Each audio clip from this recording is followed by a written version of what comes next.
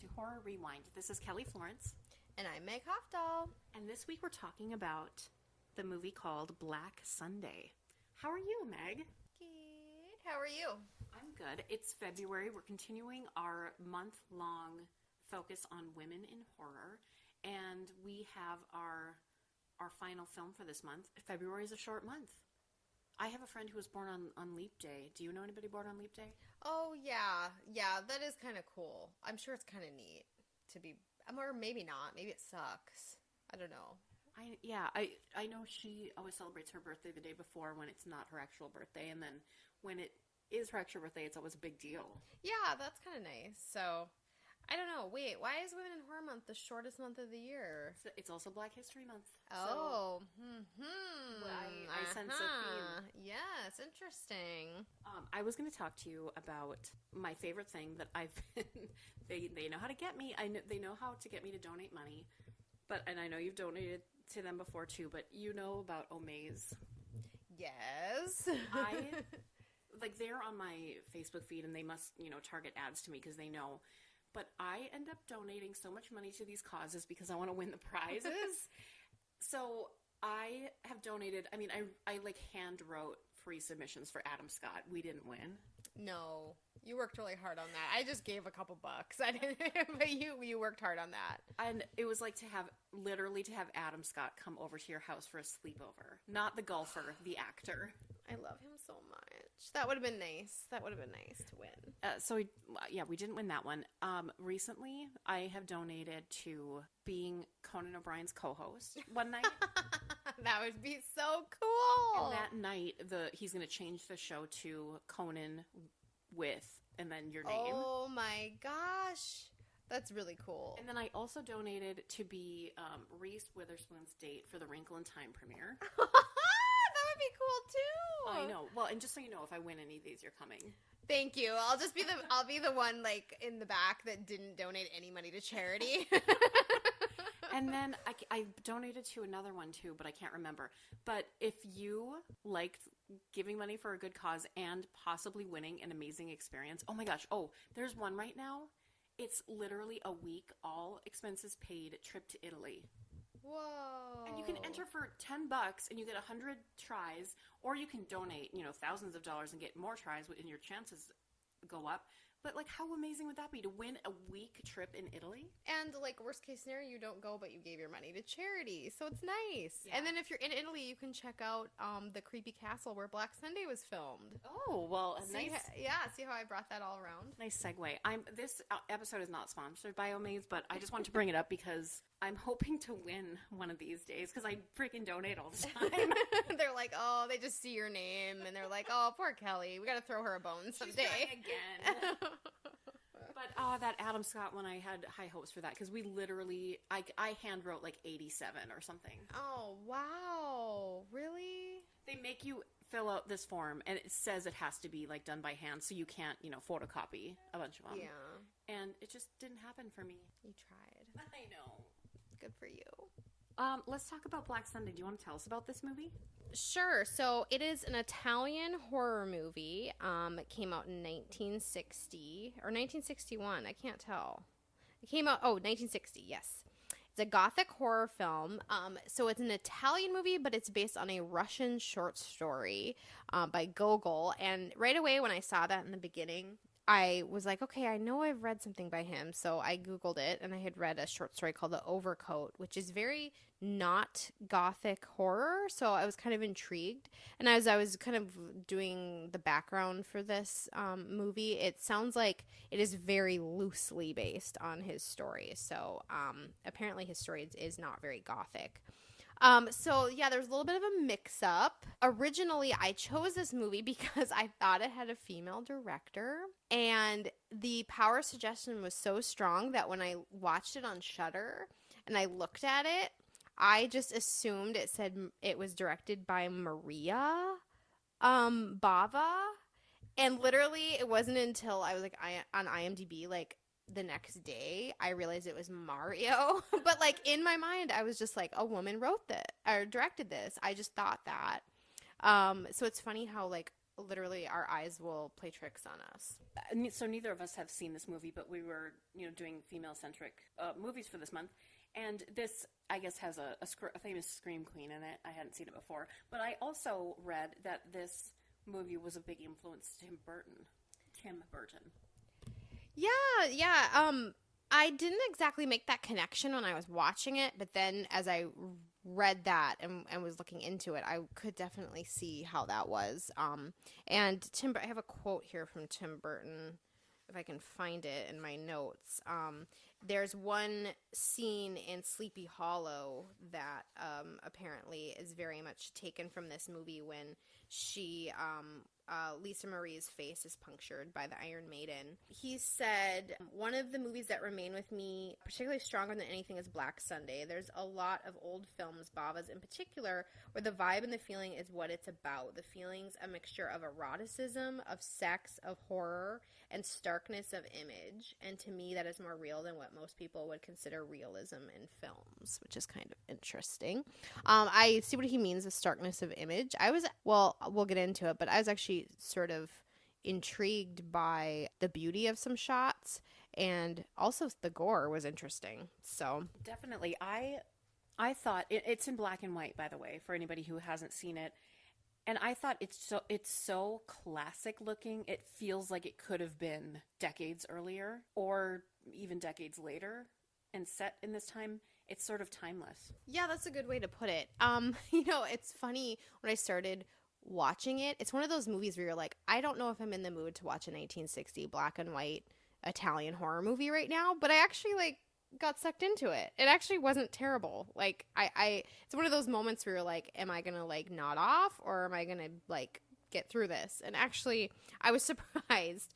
Let me see. So, I have this quote that made me laugh. So the actress who you mentioned is kind of a scream queen, Barbara Steele. She's in many things. The director found her difficult to work with and said was somewhat irrational and afraid of Italians. One day she refused to come to the set because somebody told her I was using a special film stock that made people appear naked. Oh my God. Oh. But here's what she said. Lord alone knows I was difficult enough. I didn't like my fangs. I had them changed 3 times. I loathed my wig. I changed that 4 times. I couldn't understand Italian. I certainly didn't want to allow them to tear open my dress and expose my breasts. So they got a double that I didn't like at all. So I ended up doing it myself, drunk, barely over 18, embarrassed, and not very easy to be around. But you know what?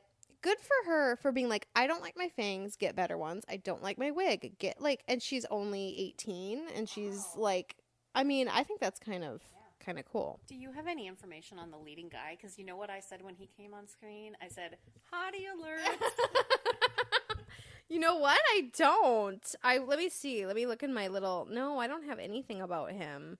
I feel like... Yeah, actually I did. I was like, ooh, hi. Yeah, I had the same reaction. I thought he was pretty cute.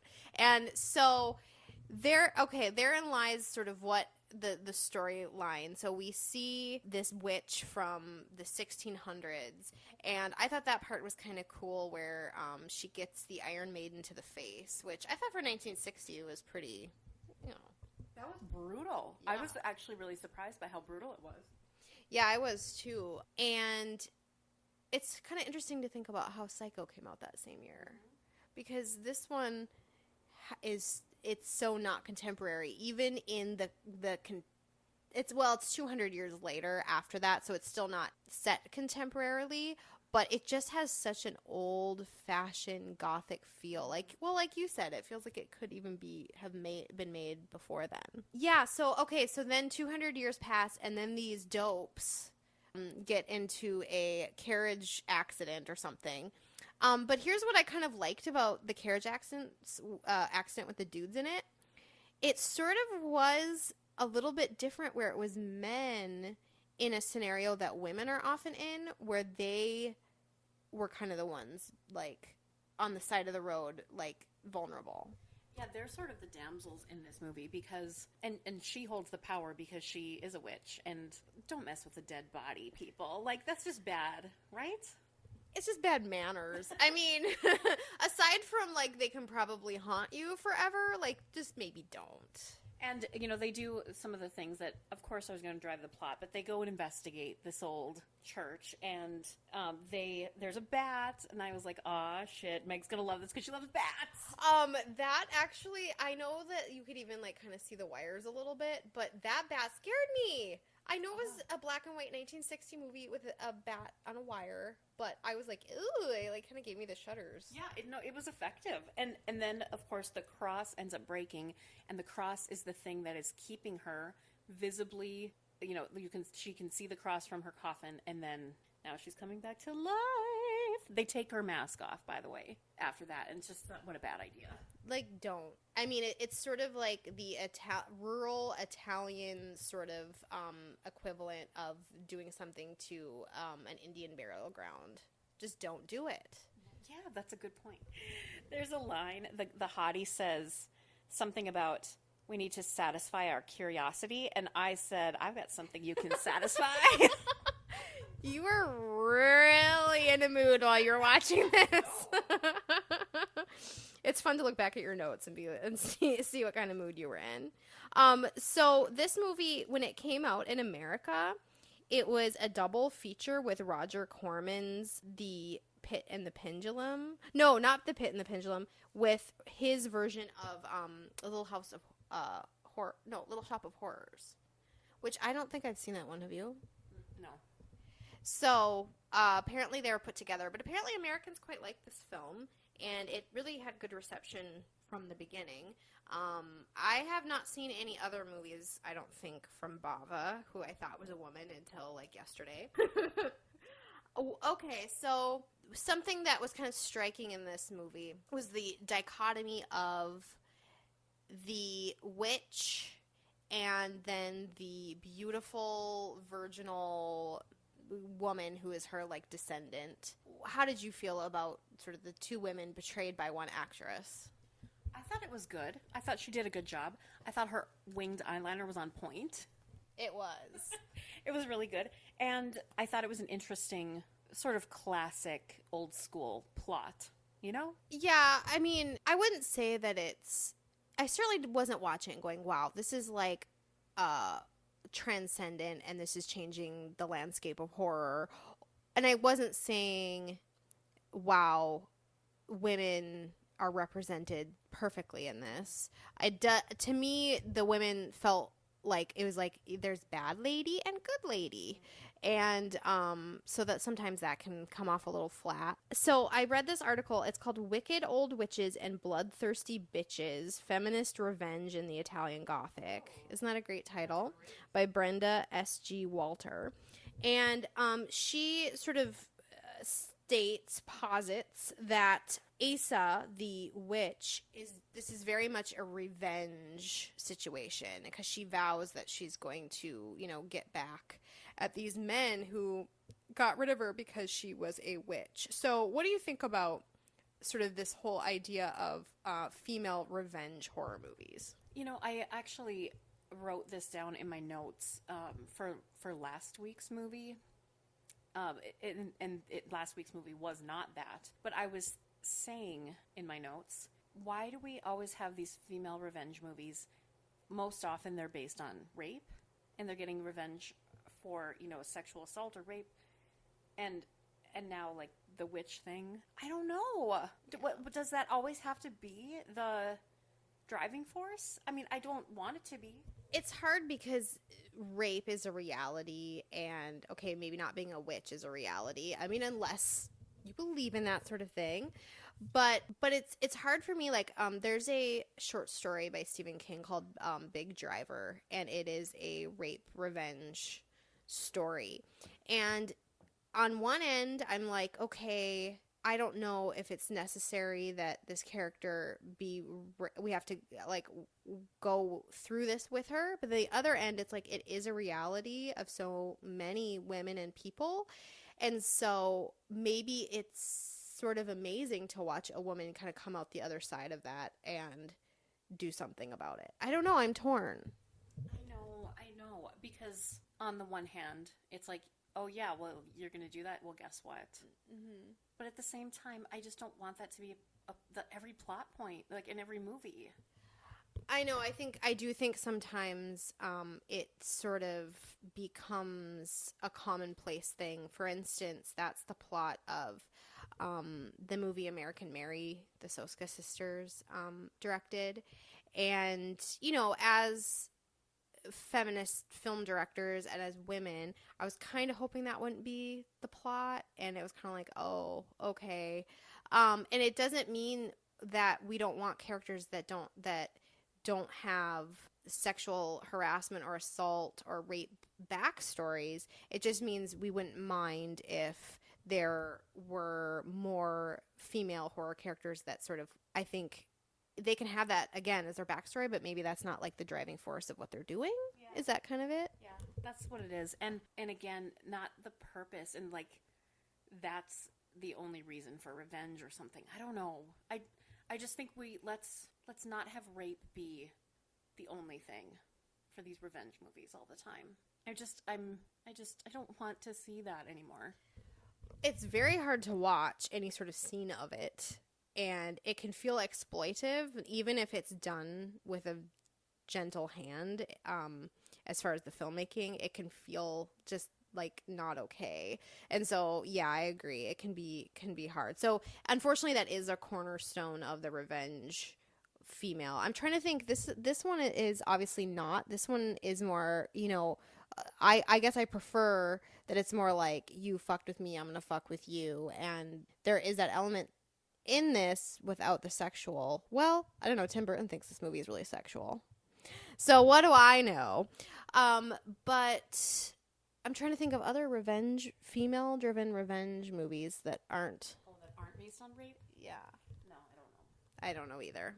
Maybe tweet us or call in at Anchor if you have some good examples. Can I get back to the hottie for a moment? Yes, please. You know what his line was that he used on the girl? He's like, I won't say goodbye, so we perhaps meet again. Oh, yeah, that worked too. That'd probably work on me. That would totally work on me. I was like, dude, I like it. Okay, Yavudich, when he was rising, it reminded me of the mountain from Game of Thrones. Do you know what I'm talking about? Oh. It's like it was creepy. Mm-hmm. And the sets were so grand. Everything was grand. It was like old school filmmaking. Yeah, there was just this feeling of, you could sort of imagine like an old Universal horror movie with the horror movie icons, or even you could go around a castle corner and see Vincent Price there. I could imagine that. It apparently was shot on an actual rented castle in Italy, which, I mean, I'm sure you can't even get a bad shot in a place like that. It's so cool and gothic. And I love the whole gothic feel of it all. It certainly wasn't a perfect movie. There were boring moments, and, the women didn't have quite enough to do. But overall, I liked the gothic feel of it, for sure. Yeah, I did too. I like the trapdoor. Of course. I mean, it was like a great way to capture and help the bad guys along. I did roll my eyes when he unbuttons her shirt and the cross is revealed, and like there was all this swelling music. It was just like, okay. Are you talking about when he realizes it's her that he's about to kill, or not? I don't remember. Okay.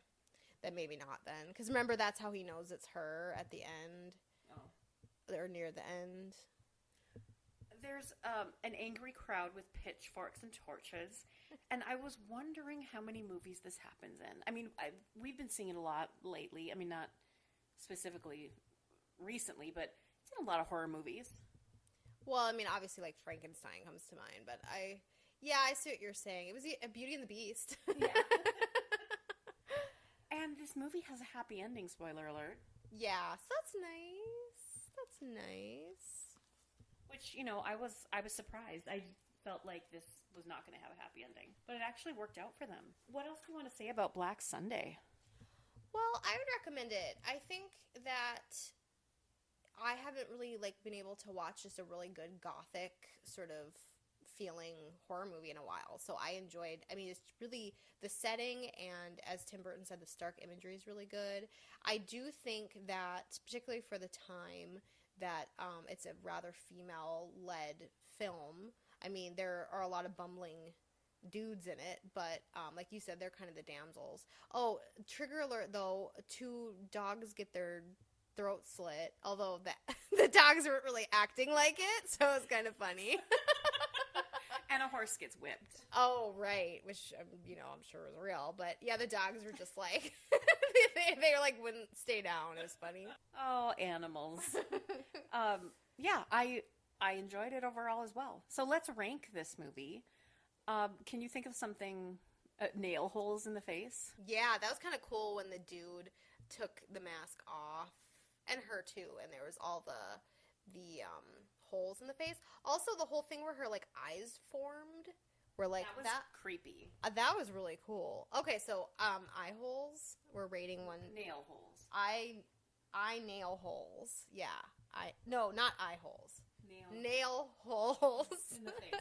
So 0 being you hated it, 10 being it's a perfect movie. How many nail holes in the face would you give Black Sunday? I'll give it a 7. It was a pleasant surprise. I wouldn't put it in any top 10 list or anything, but it was a pleasant surprise, and I enjoyed it, and I would recommend it. I would also give it a 7. I think it was a fun surprise watch that I probably wouldn't have ever sought it out before, but we just happened to fall on this one, and good show. Maybe in an alternate universe, Maria Bava directed it. Maybe that's what it was. I think it was a parallel universe. We've been watching the X-Files, and now we're onto this. So yeah, maybe. Also, aliens are real. We're I do appreciate, speaking of that though, I feel like we are in an alternate timeline kind of, and the world is upside down. So that makes sense. Yeah, I think you all know the subtext of what we mean. So vote in your elections. Yes. Oprah 2020! Hi, horror friends. Lisa here, and this week we will be making a cocktail inspired by Black Sunday that I like to call Strega's Zipper. Now, the internet and a book from my childhood taught me that Strega means witch in Italian. I thought that was a fitting tribute to this cocktail. What we will need today include limoncello, vodka, fresh rosemary, blood orange Pellegrino, ice, our shaker, and a Tom Collins glass. If you're not familiar, Tom Collins glass is going to be somewhere in between a rocks glass, but taller, and a pint glass, but less volume. So whatever you have laying around that fits that category, go ahead and grab one of those. Go ahead and grab your shaker and chop up some rosemary and put it right in there, and add a ½ ounce of limoncello. Grab your muddler and muddle, friends. Really warm yourself in the labor this cold winter with all that muddling.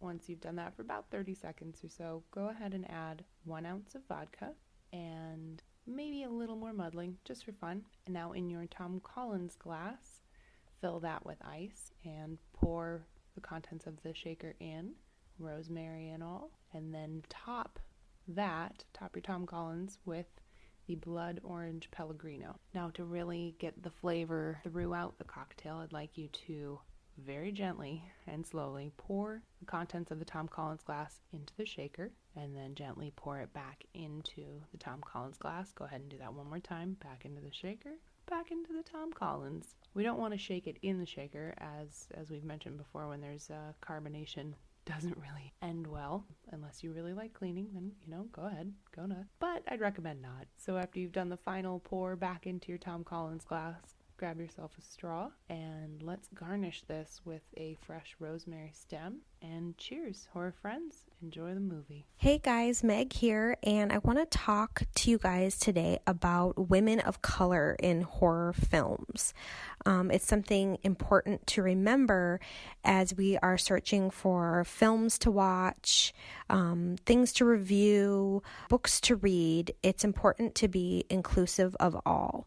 So the first thing I want to do is direct you to a great website called graveyardshiftSisters.com. They are a wonderful resource for African American women in horror films.